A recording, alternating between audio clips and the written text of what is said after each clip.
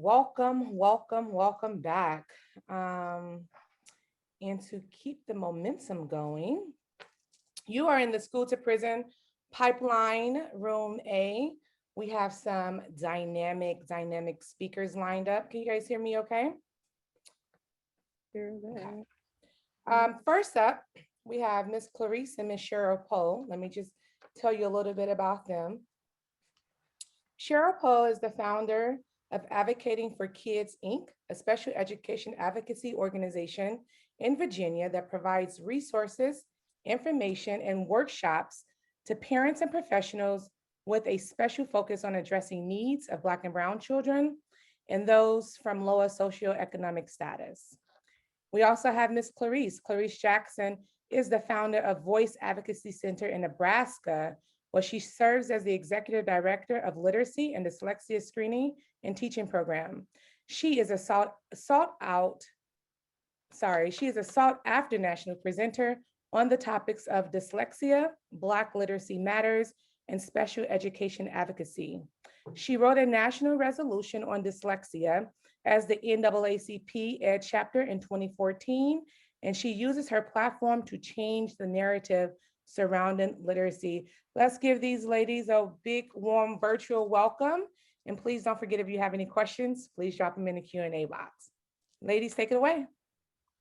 Well, I don't know if it's morning for you guys, but it's afternoon here in the Midwest and Nebraska. So it's about 1:42 here. So I just want to first of all just thank you guys for coming up to this summit. It's one of a kind.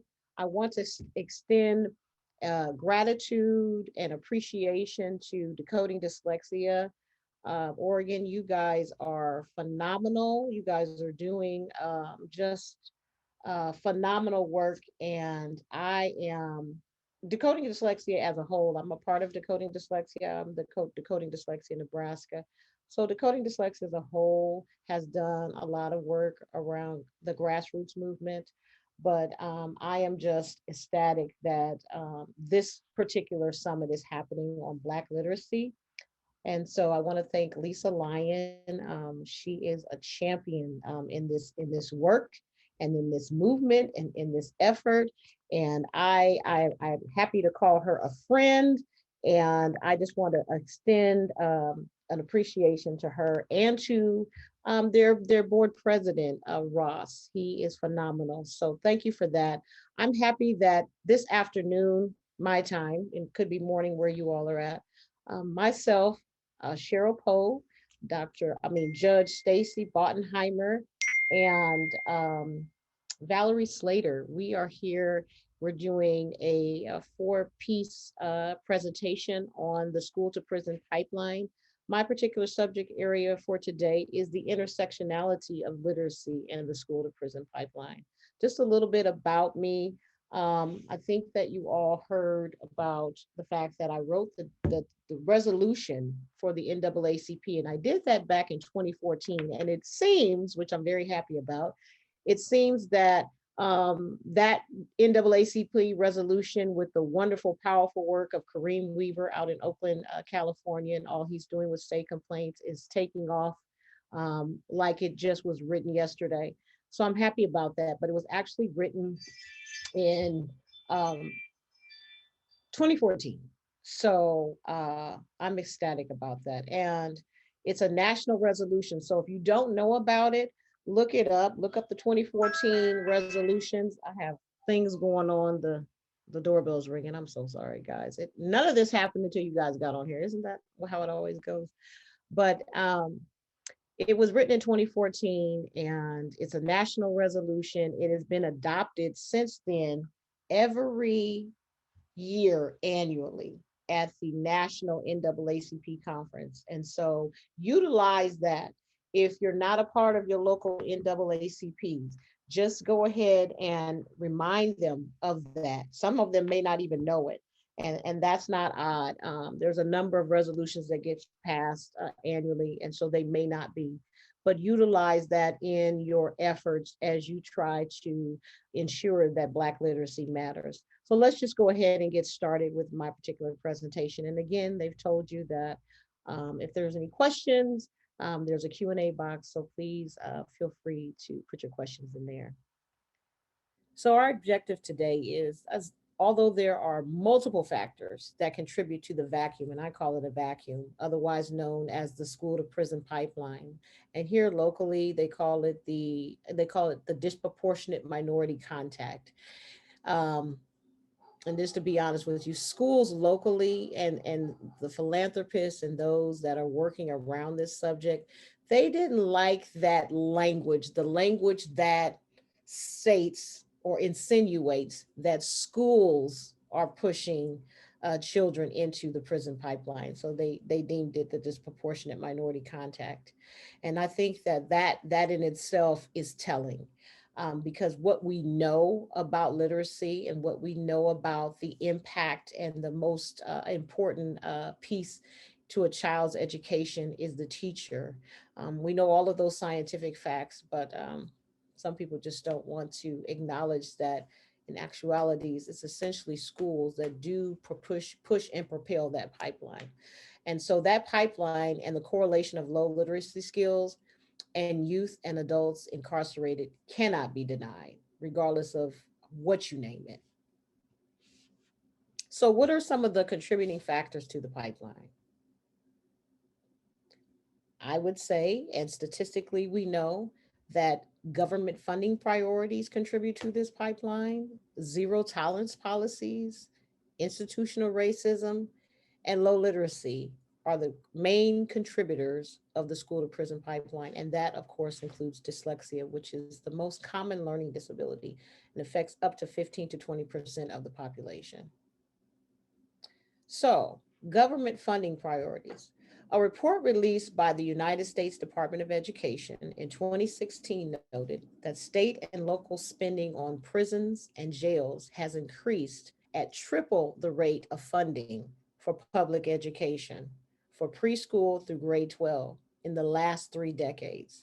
Triple the rate of funding for public education for preschool through grade 12 in the last 3 decades. No, I didn't forget that I just said that. I said that twice because I need that to resonate consciously and unconsciously.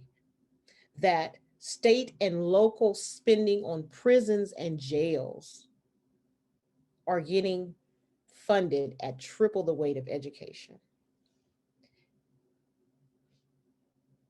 Add to that the zero tolerance policies. So zero tolerance discipline policies in the mid 1990s caused a rapid increase in suspensions and expulsions, effectively pushing students away from education and toward incarceration.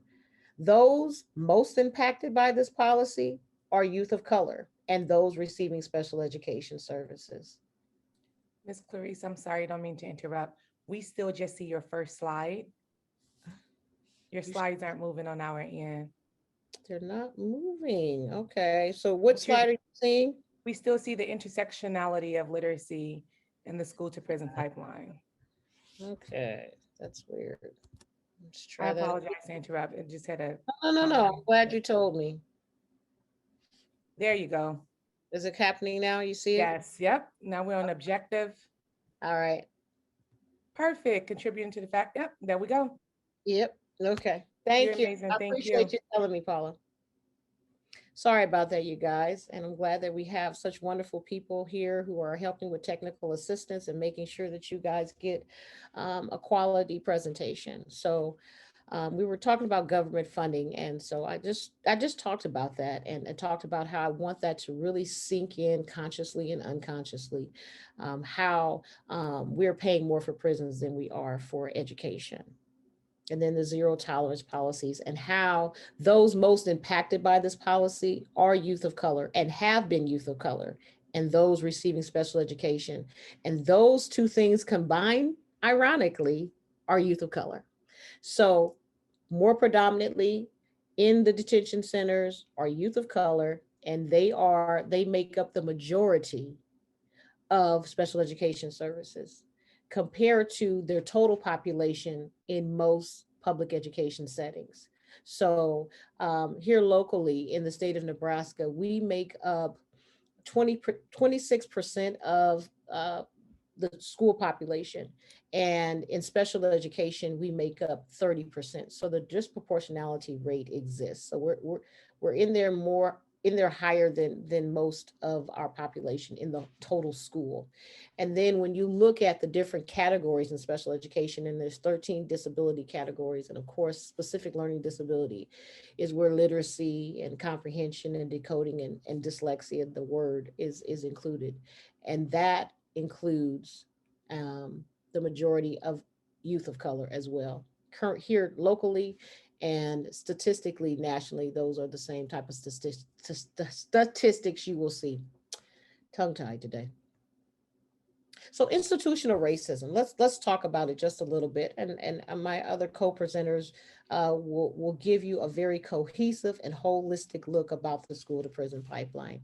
But the students most likely to end up in prison are male African Americans, Native Americans, and Latino learners. These findings align with the overall trends in the demographic makeup of America's prisons, which contain far more people of color than white people.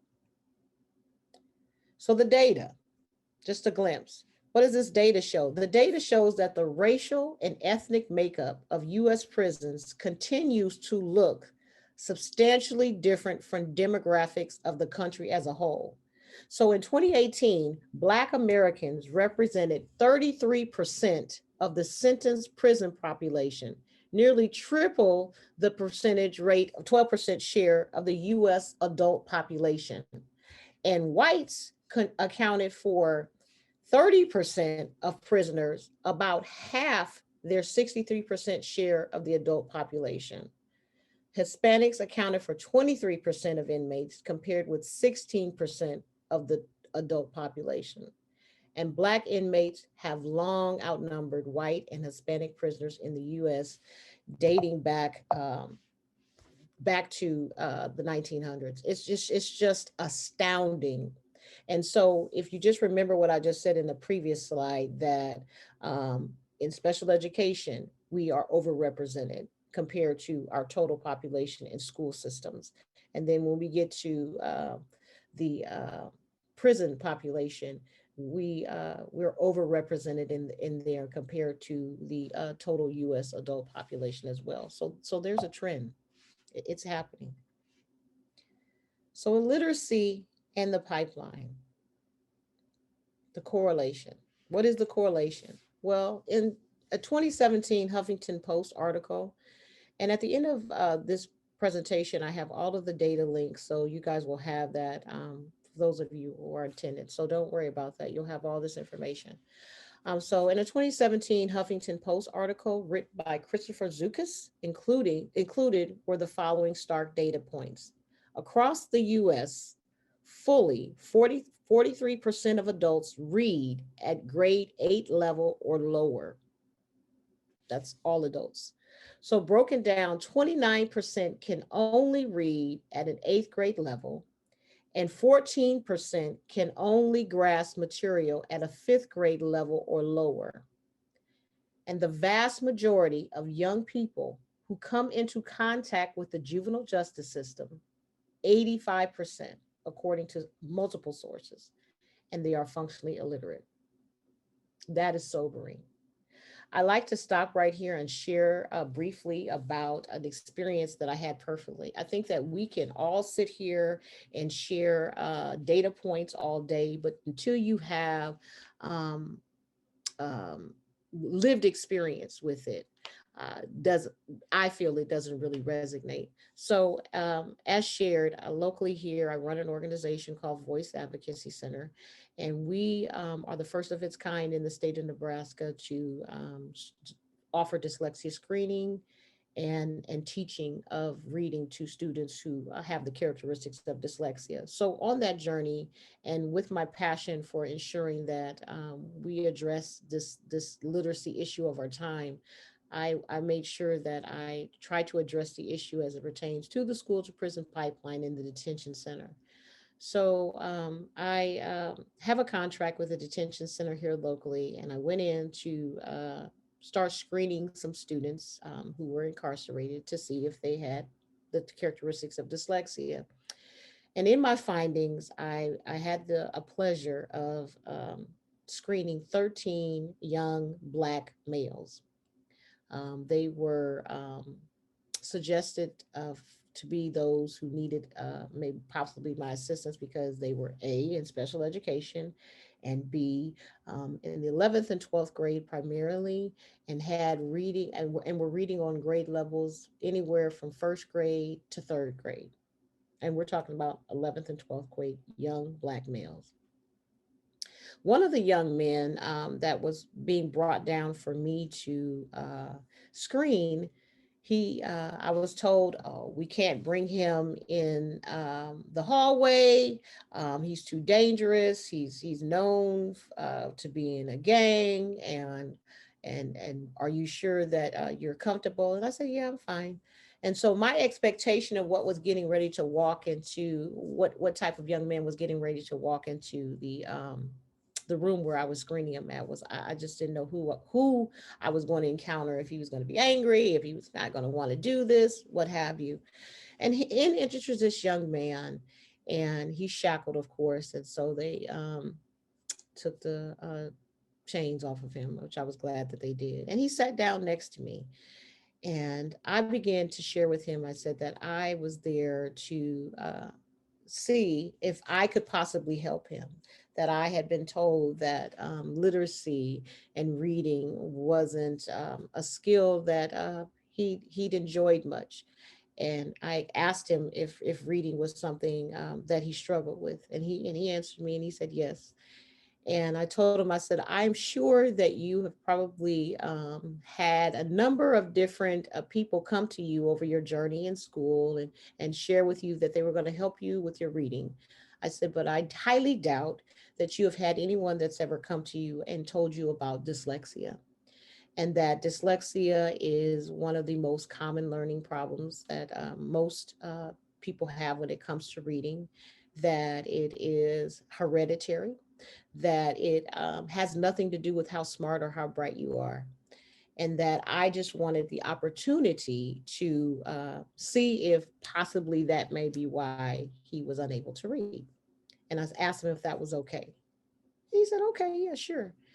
And so we begin the screening process. And I tell you what, this young man who was in the 12th grade, who, again, I told you I had been briefed up front that he was violent, that he was in a gang, and that he might be difficult, and would I be comfortable and be prepared? This young man became a little boy in front of me as he began to try to sound out letter sounds and phonemes. And as he was doing that, he became vulnerable before me. And he looked up at me and he said, do you want to know something? I said, sure. He said, do you want to know how I learned the difference between the letter B and the letter D? He said, because it always confused me. I didn't know the difference between them.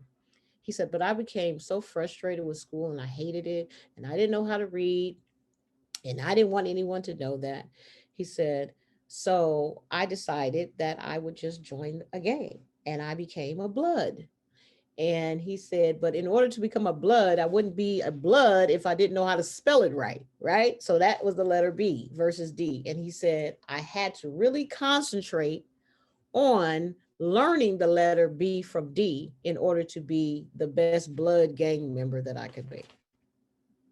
And I just sat there for a minute. I was just dumbfounded that that's how he learned the difference between the two.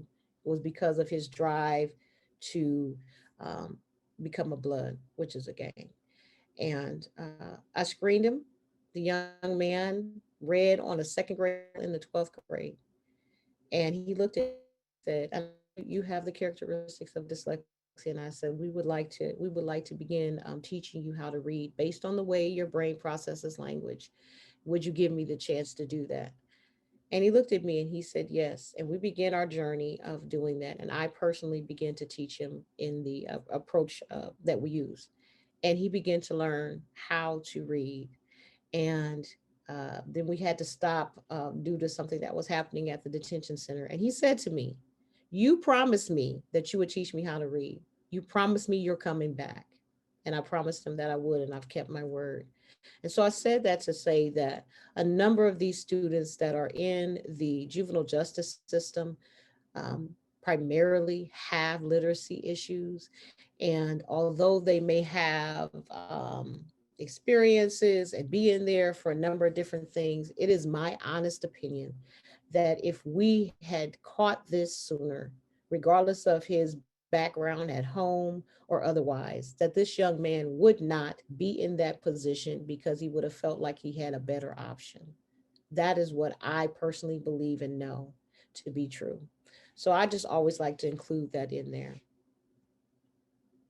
So the correlation exists. 85% of all juveniles who come in contact with the juvenile court system are functionally illiterate. So are 60% of all prison inmates. Inmates have a 16% chance of returning to prison if they receive literacy help, as opposed to 70% for those who receive no help. Does that make sense to you? If 16% chance exists if we teach them how to read versus 70%, why aren't all, first we shouldn't even get to that point, but if they're already there, we're going to talk about those that are already there. But if we help them learn how to read, address dyslexia, which the First Step Act is the first step in helping to ensure that those that are in prison who are dyslexic get help, then that reduction in crime and the prison population is well worth it. And a study of Texas prisoners found that about half of prisoners were likely dyslexic. Let that register. Let that sit with you. I mean, we have the answers to how to solve the school to prison pipeline. What we need to be asking our cities, our local officials, our legislators, our capitals is, why are we not addressing basic literacy? So what does this mean? So data from the Prison Policy Initiative reinforces the connection between illiteracy and incarceration by indicating that imprisoned people are far more likely to struggle with basic reading, writing, and computation skills. Again, why are we not addressing it? So literacy in juvenile court. 85% of all juveniles who interface with the juvenile court system are functionally illiterate. Again, like I just said, more than 60% of all prison inmates are functionally illiterate. And the penal institution records show that inmates have a 16% chance of returning to prison if they receive literacy help, as opposed to 70% who receive no help. So this equates to taxpayer costs of $25,000 per year per inmate, and nearly double that amount for juvenile offenders. We want more money. We're all, schools are always saying we need more money for a public education. Well, I would rather pay for that on the front end by giving more money to schools that are taught in the science of reading and are actually teaching students, particularly Black students, how to read effectively and scientifically, than to continue to pour our taxpayer dollars into prison systems. And illiteracy and crime are also closely related. So the Department of Justice states the link between academic failure and delinquency, violence, and crime is welded to reading failure. Let me say that again, welded to reading failure. So over 70% of inmates in America's prisons cannot read above a fourth grade level. So does Black literacy matter? All that I've said thus far, does it matter? I just decided to give you guys some statistics that I just recently looked at. I do this from time to time, but here locally in Nebraska, the reading proficiency rate in fourth grade is 15% for the whole state of Black students. And the reading proficiency in eighth grade is even lower at 12%. So 85% of fourth grade Black students in Nebraska are not proficient in reading. And 88% of eighth grade Black students in Nebraska are not proficient. That is beyond alarming. That is why this particular summit matters to me and matters to all of you and matters to Decoding Dyslexia Oregon, who orchestrated and facilitated putting this together. These statistics are not just subject to Nebraska.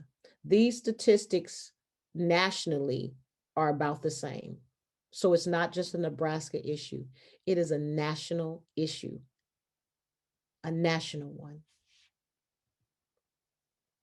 So Black literacy matters. Achievement gaps occur when one group of students, e.g. students grouped by race, ethnicity, gender, outperforms another group, and the difference in average scores for the two groups is statistically significant. So the Black literacy equity achievement gaps have been persistent almost since the segregation of schools began. We know that increase in school funding does not increase the quality of literacy services Black students receive. The question is why? So we know that the prison population, we're funding prisons at triple the rate of public education. But then we know that the funding that is going to public education is still not addressing the needs of Black students specifically, and that the equity gap between Black students and their white counterparts is significant and has continued to be that way for decades. So here's my statement. Although literacy matters, that statement must mean more when we talk about Black literacy. Black literacy matters and is the civil, social, and emotional rights issue of our time. Its lack of attention and acknowledgement from those involved in education and supplemental services shows in our cities via our prisons, our healthcare costs, our teen pregnancy, and our crimes per capita. Black literacy matters, and it matters now. So what do we need to do? We need to educate versus incarcerate. Addressing the unmet need of being able to read is a major contributor to the school to prison pipeline. Instead of spending money on housing youth in juvenile detention centers and adults in prisons, more effort, time, education, and resources must be put into ensuring that children are taught to read using scientific, evidence-based approaches of learning how to read effectively. Dyslexia is the most common learning disability and a major reason why some people struggle to read. We must identify and screen students for dyslexia and ensure they get appropriate remediation to compensate for this deficit. We need teachers that are trained in the science of reading and literacy. We need those teachers to also be very competent and aware of the biases that they hold when it comes to children who are of color. And we also need them to be intentional about ensuring that they have access to the services that address dyslexia. Simply put, if the goal is to truly reduce the school to prison pipeline, literacy, dyslexia identification, and access to effective services has to become a hallmark in every school, juvenile court, and prison. We need solutions. And here are some things, and these are just some of the things that we can do to change this narrative. We need to ensure schools and staff recognize and are trained to address dyslexia through screening and remediation for all students showing characteristics of dyslexia. We need to provide structured literacy practices that are based in science to teach children to read. The three cueing system, guessing and making children guess or looking at pictures, is not the scientific approach to reading.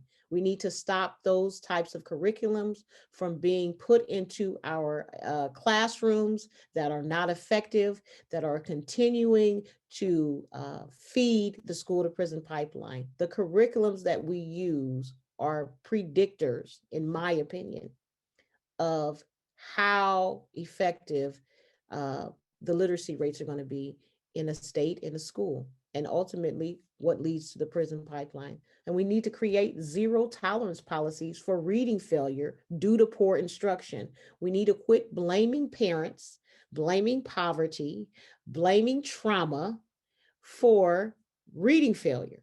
And we need to take those opportunities where children have trauma, where children are living in poverty, and we need to maximize that by teaching them in a structured, scientific way how to read. Courtrooms, judges, probation officers, and caseworkers must be conscious. They ask about the literacy skills of the contained youth and hold schools accountable when youth appear before them lacking basic literacy skills. Sentence their schools to teach them to read versus sentencing the kid to read. I've heard that. Sentence the kid to read. In order for a kid to read, someone has to teach them, right? So sentencing the kid to read, no, sentence their schools to teach them and hold them accountable. And if the youth happens to fall into the prison pipeline, provide supplemental services while in detention centers and upon reentry for youth lacking basic skills at no expense to them or their families. My references are at the bottom or are included in this presentation, and I hope that you all have enjoyed what I have said. Next up is Cheryl Poe.